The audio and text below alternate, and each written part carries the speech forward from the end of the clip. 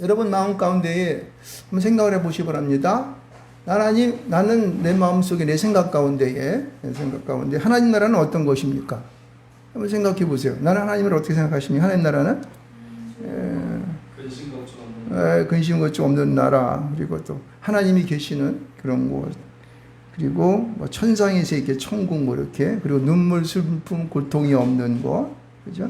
그다음에 끝이 없는 영원한 그런 세계, 우리가 안식을 누리는 그곳. 하여튼간 우리가 이제 생각할 때는 그런 생각을 하죠, 그죠? 그러니까 사람이 생각할 때는 닿을 수 없는 아주 영원한 어떤 그런 나라인 것 같아요, 그죠? 그러니까 이 세상 가운데에는 유토피아로 존재할 수 없는 그러한 세상이 천국이다, 하나님의 나라다, 이렇게 생각합니다, 그렇죠?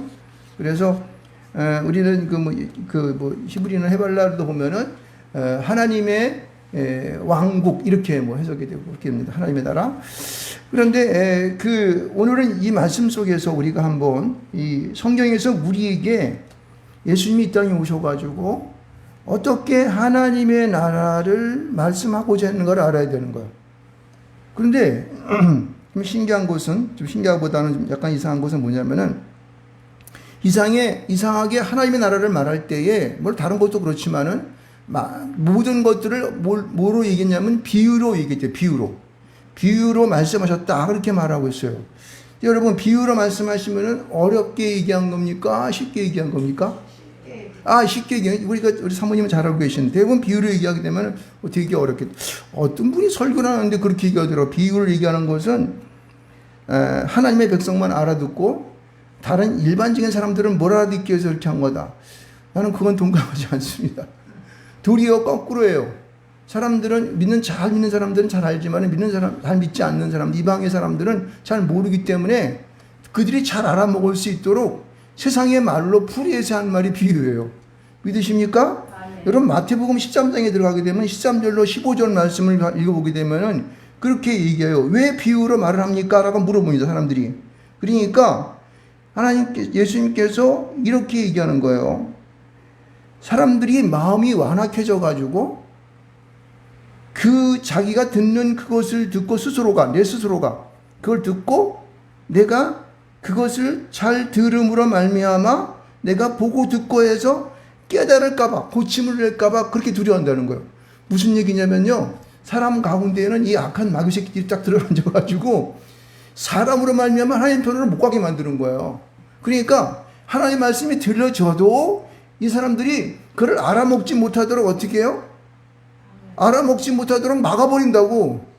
여러분, 세상살이 막 하다가 나와서 교회 앉아 딱 앉아있으면 무슨 말을 하는지, 목사님이 무슨 말을 하는지 도통 알아먹지를 못해요. 여러분 어때요? 제 말 잘 알아먹어요? 못 알아먹어요? 알아먹기를 주는 축원합니다. 세상 사람들은 영적인 귀와 감각이 막혀져가지고 제가 아무리 좋은 말로 쉽게 얘기해도 못 알아먹어. 왜? 사탄 마귀 새끼들이 그거를 못 알아먹게 막아버리기 때문에 그러는 거예요.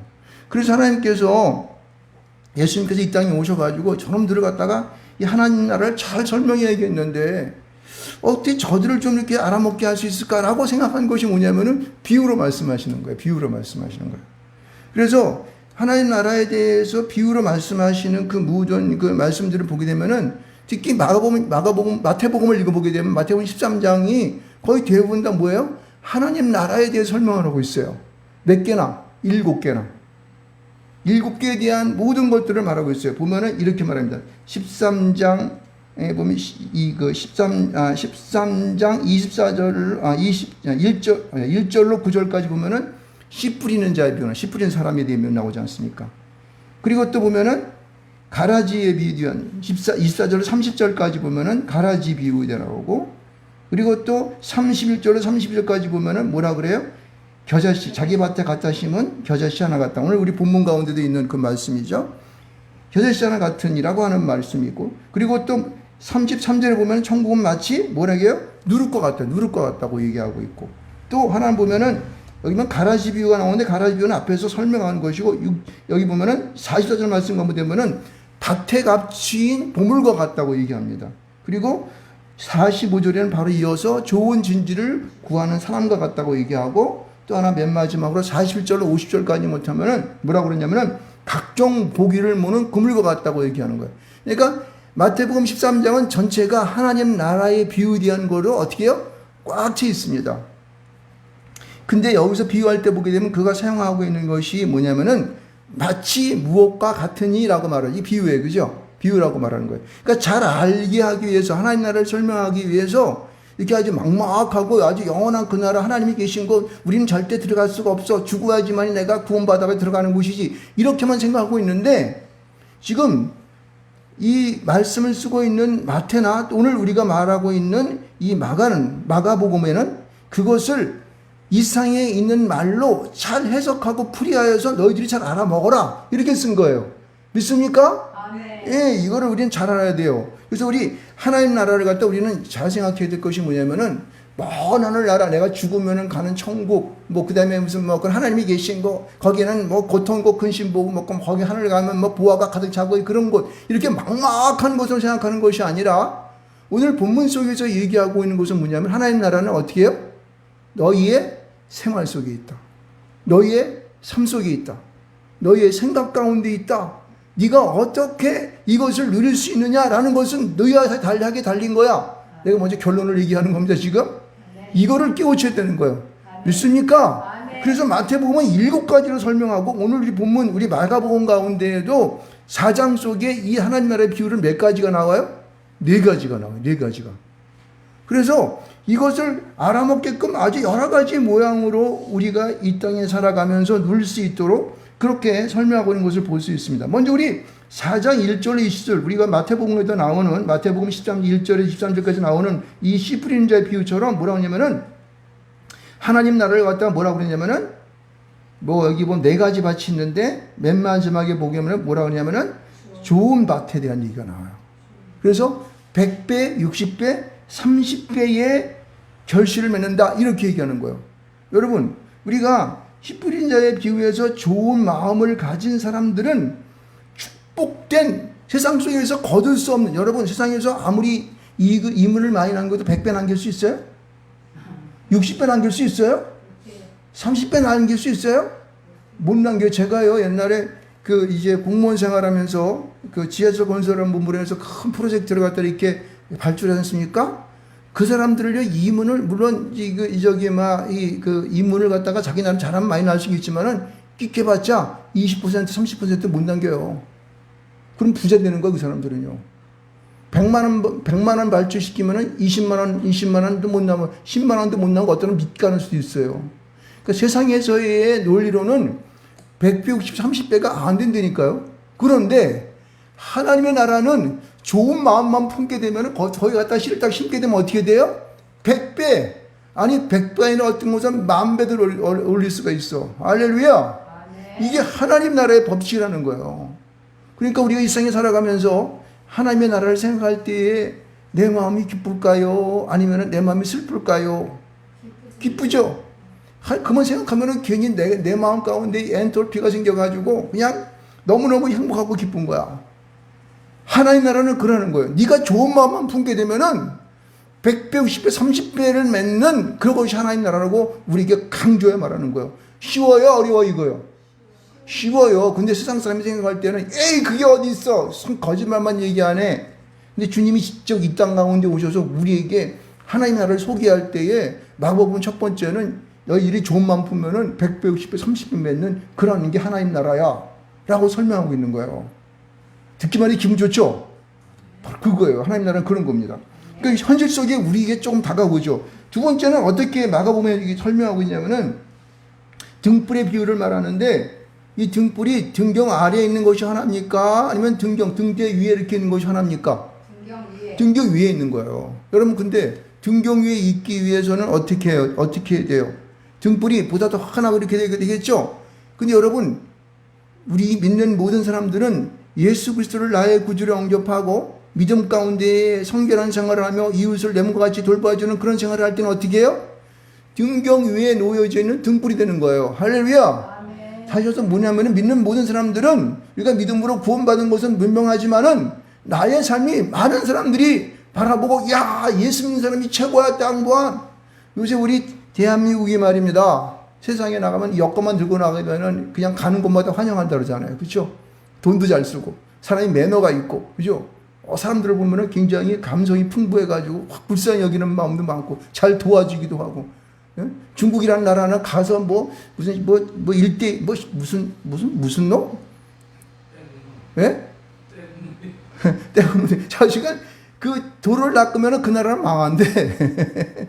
왜냐면은 이 사람들이 도로를 놓으면서 이것이 이제 유럽까지 통하는 그러한 기름 있는 데까지 길을 만들려고 그러는데 그거를 프로젝트를 그 나라에서 차관을 줘가지고 그 도로를 만든대. 근데 그 차관을 주고 그 도로를 만들면은 그 도로를 잘 사용해가지고 돈을 벌게 해줘야 되는데 이게 돈을 벌 수 없는 거야. 그러니까 그 나라는 빚만 지고 광장 거지가 돼버리는 거지. 또 그 길을 이렇게 잘 닦으면은 거기 있는 사람들을 데려다가 일을 써야 되는데 지네 나라 사람들 데려다가 그 일을 쓴대. 그러니까 뭐야? 아무런 수지 타산이 맞지가 않는 거예요. 그러니까 망하는 거지. 그 사람들은 배척하고 우리나라 사람들은 어때? 야, 무엇이 부족합니까? 우리나라 사람들은 이제 아프리카 같은 데 가가지고 그 사람들이 농사를 묻히고 막 이렇게 하는데 그래가지고 어떻게 우리나라에서 품종 좋은 벼 같은 거 품종 그 나라에 맞게끔 개발해가지고 그 나라에다가 그냥 물 같은 거 막 대기해가지고 거기다가 그걸 심었네? 잘 됐을까? 안 됐을까? 엄청 잘 됐어요. 그래가지고 야, 코리아 웰컴. 가는 것마다 하는 거예요. 이게 뭡니까? 바로 하나님의 나라의 법칙을 가진 사람들의 모습인 거예요. 그래서 우리가 세상의 모든 곳 가운데에 우리 믿는 많은 선교사들이 그들 가운데에 나아가가지고 이 모범된 아주 보면은 그들 사람 삶 속에 들어가가지고 말이야 자기도 굶기도 하고 그 꾸짖은 데 가가지고 잠도 자기도 하고 그들을 갖다가 막 안아주기도 하고 우리나라에 무슨 신부는 가가지고 그 나라 사람들 고쳐주다 하긴 죽었잖아. 예? 이게 바로 뭐예요? 등경 위에 놓여진 등불과 같은 존재인 거예요.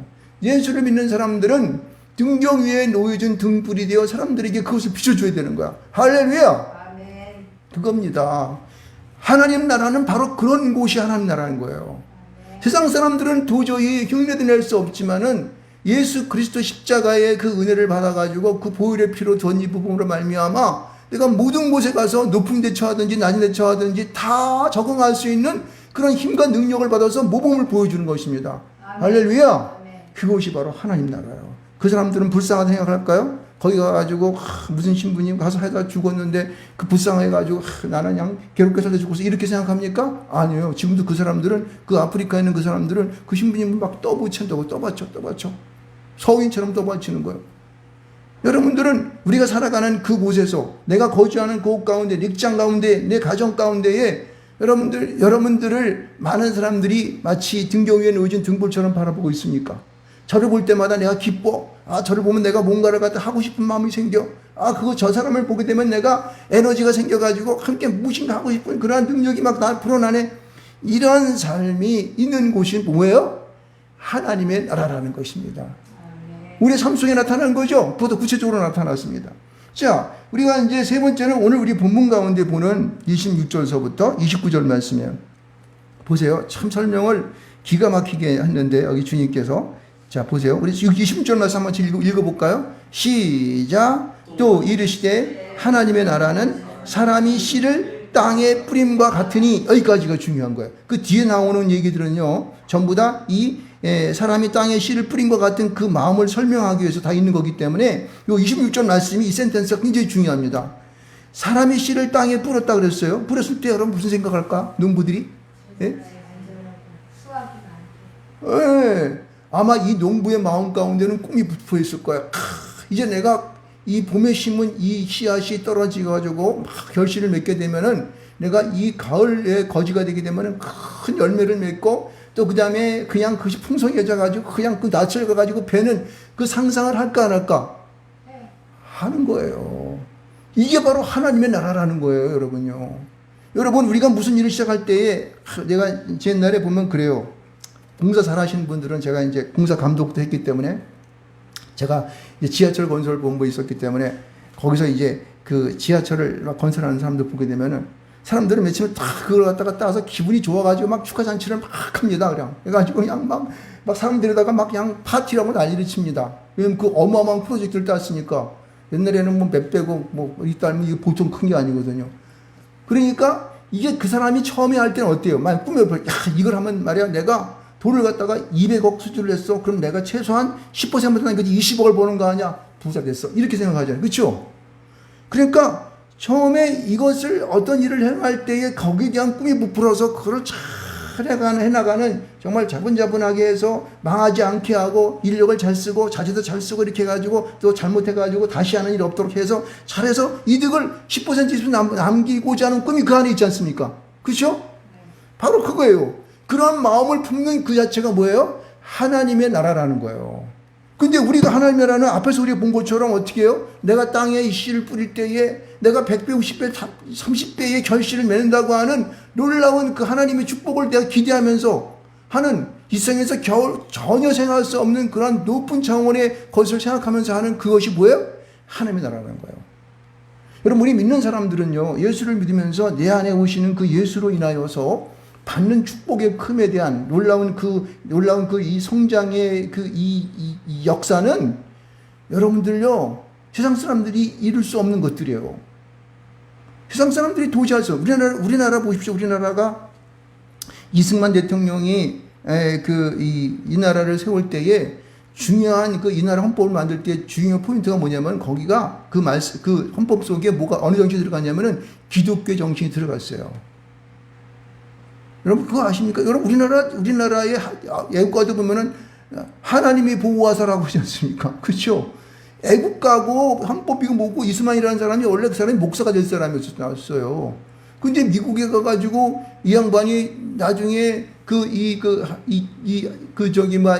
신학을 한 게 아니라 박사학위를 정책적으로 돌렸기 때문에 그런 것이죠. 그러니까 그 사람 마음속에는 이 대한민국이라는 나라가 하나님만을 섬기고 하나님을 우선적으로 여기는 그런 나라를 만들고자 하는 소망 속에 이 나라에 와가지고 자유민주주의를 심은 것인지 믿으시 바랍니다. 할렐루야. 왜? 그곳에는 100배, 50배, 30배의 역사를 내는 그런 소망이 그것 가운데 있었기 때문에 그런 거예요. 그래서 하나님 나라는 사람이 씨를 땅에 뿌린 것 같으니라고 하는 이 소망적인 마음을 갖는 그 자체를 하나님 나라라고 설명하고 있는 거예요. 그 다음에는 여기 보면은 뭐 방나 쪼가는데 시간 알아서 여기 20절 말씀 가운데에도 아주 중요한 말이 있는데 20절 말씀 한번 읽어봅시다. 같이 한번 시작. 크게 읽습니다. 시작. 그가 밤낮 자고 깨고 하는 중에 씨가 나서 자라되 어떻게 그리 되는지를 알지 못하느니라. 할렐루야. 포인트가 여기 있습니다.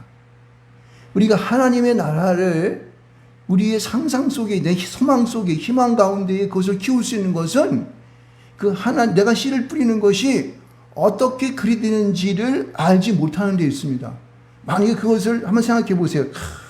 내가 말이야 감자를 심었는데 이게 갑자기 막 폭우가 와가지고 감자밭으로 물고랑이 나가지고 감자를 확 쓸고 오면 내가 어떡하지? 그런 생각만 하고 있다면 생각하면 어떡해요? 불안해서 못 사는 거야. 예? 보니까 그냥 이 밭에 보니까 웬 이런 그 피가 이렇게 많이 났어. 저것 때문에 농사 다 망쳤네.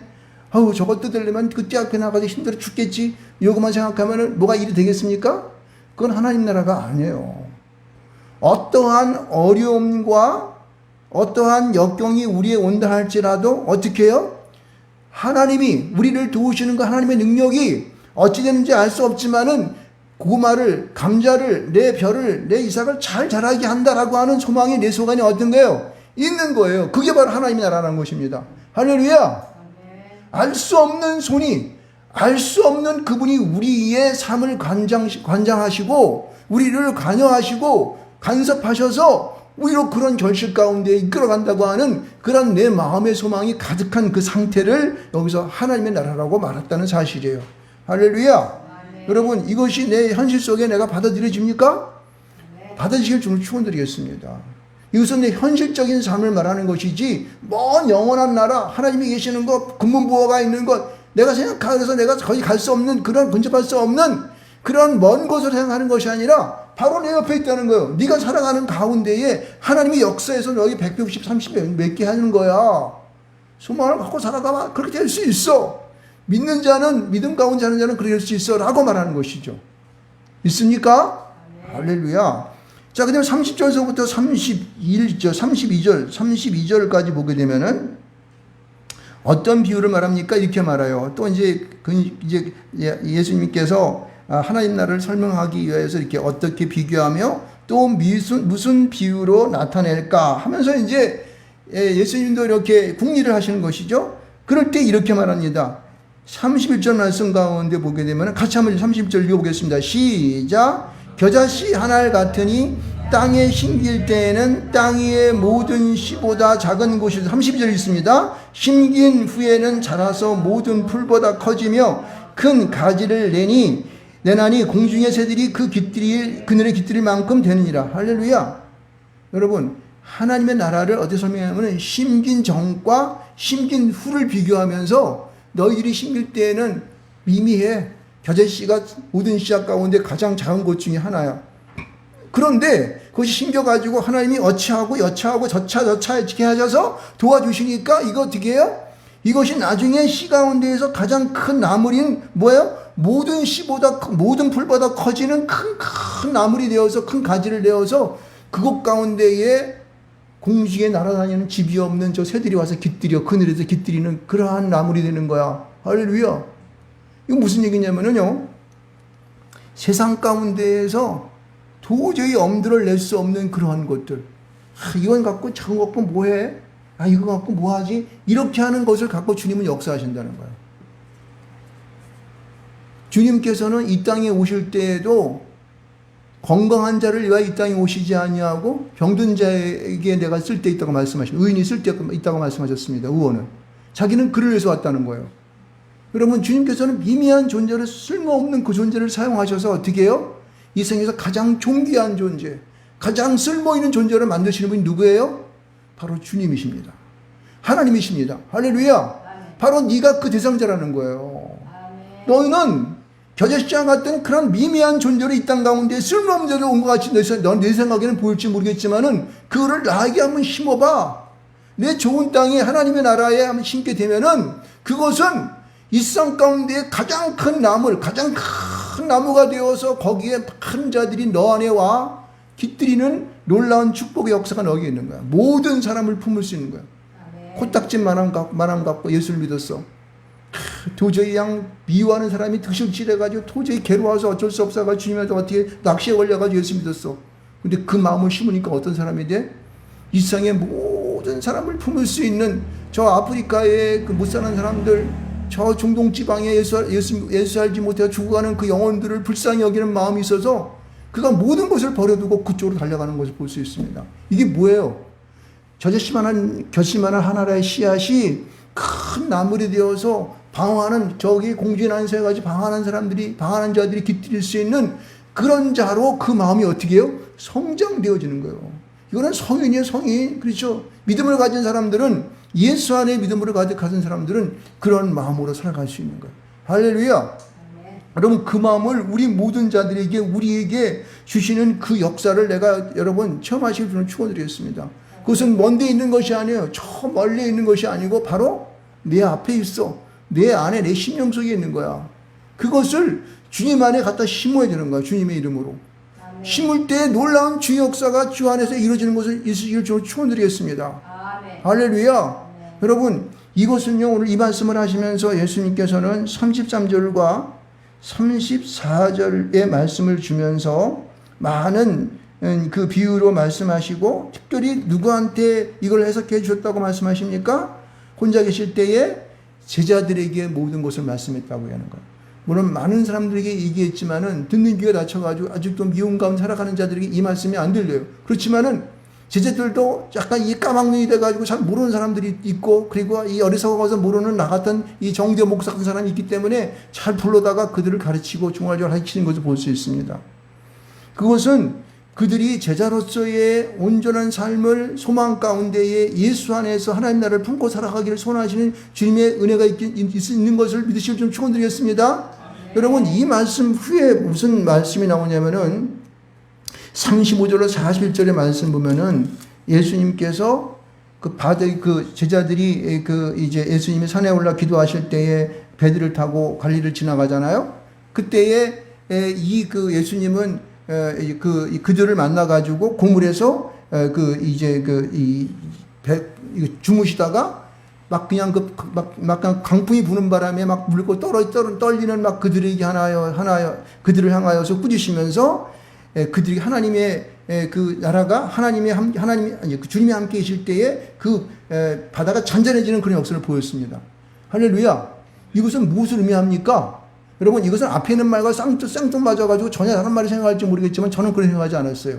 왜? 야, 너희 하나님 나라가 이렇게 저차고 이렇게 이런 거지, 뭐, 가저씨 비우고 이거지? 너희들과 내가 함께 있을 때에 너희들은 하나님의 나라를 체험하는 거야. 할렐루야, 뭐야? 이건 무슨 얘기를 하는 겁니까? 여태까지 이루고자 하는 알아먹게 비유로 얘기했던 모든 말씀 속에 누가 있어야 한다는 거예요? 하나님, 주님이 있어야 한다는 거예요. 왜? 주님이 지금 이 땅 가운데 오셨잖아. 그럼 내가 너한테 함께 해야 했어. 배를 타고 가는데 너희들은 그걸 지옥으로 생각했을지 모르겠지만은 내가 와가지고 그걸 잠잠케 했어. 그러니까 어떻게 돼? 평온해져가지고 그것이 마치 어떻게 해요? 하나님의 나라와 같이 어떻게 해요? 편하고 평안 속에 이루어지는 거 아니겠습니까? 할렐루야. 주님이 계신다 되면 하나님 나라는 여러분 가운데 임하님 되시기 바랍니다. 아멘. 여러분, 그것을 우리는 깨우쳐야 되는 거예요. 여러분, 이 모든 사실들, 아까 보게 되면은 20절 말씀 가운데 어떻게 그리 되는지를 알지 못하느니라 비밀이 바로 거기 있는 거예요. 주님이 나와 내 마음 가운데 계실 때에, 예수를 나의 구주로 영접했을 때에, 내 믿음을 갖고 그분을 따라갈 때에, 내가 제자됨을 허락하고 주님 앞에 내 모든 것을 드리며 따라갔을 때에 그것은 뭐가 되는 거예요? 하나님의 나라가 된다는 사실이에요. 할렐루야. 아멘. 여러분, 우리는 이런 영적인 비밀들을 우리가 알았을 때마다 하면하고 내가 하나님의 나라를 내가 체험하고 살아가야 되는 거예요. 생각해 보세요. 지금 이제 여름이 시작될 때마다 아이고, 이 더운 여름 이 지하실에서 그냥 여기다가 제습기를 놔야 될까 말할까 내가 한 주 동안 지금 고민하다가 지금 갖다 놨는데 결론이 제습기를 갖다 놔야 된다는 결론이 됐습니다. 그러한 게 어떻게 보면 우리가 이런 환경과 조건에 미워가지고 내 마음이 고통을 받지 않습니까? 그렇죠? 근데 이 모든 거를 하나님께 통 맡겨버리게 되면은 그것이 뭐가 되는 거예요? 하나님의 나라가 되는 거예요. 그것이 주님께 맡기게 되면 어떻게 돼요? 내 마음이 평온해지고 기쁨 가운데 있는 것을 축원드리겠습니다. 아멘. 그거예요, 우리가. 그래서 우리는 하나님 나라는 먼 곳에 있는 것이 아니라 바로 내 앞에 있고 내 옆에 있고 내 생활 속에 있고 내 직장 가운데 있고 내 마음 가운데 있다. 근데 그 안에 누가 들어오면 된다? 하나님만 주님이 들어오시면 된다는 거예요. 주님이 내 안에 들어오시면은 그것은 바로 여기 오늘 이 마태복음에는 7가지를 소개했던 13장에 소개했던 그 하나님의 나라의 모든 그 비유와 마가복음의 4장에서 말하고 있는 하나님 나라의 모든 비유 모든 말씀들이 내 안에서 어떻게 소화가 되고 이루어지는 역사가 나타날지 믿습니다. 아멘. 할렐루야. 그래서 저와 여러분이 이 땅에 정말 믿음 가운데 행복하게 사는 비결인 거예요. 그래서 하나님 나라는 먼 데서 내 죽어서 가는 나라 천국 거기가 하늘나라. 그럼 거기가 하늘나라지. 근데 지금 난 뭐야? 어떻게 살라는 거야? 지금도 경험해.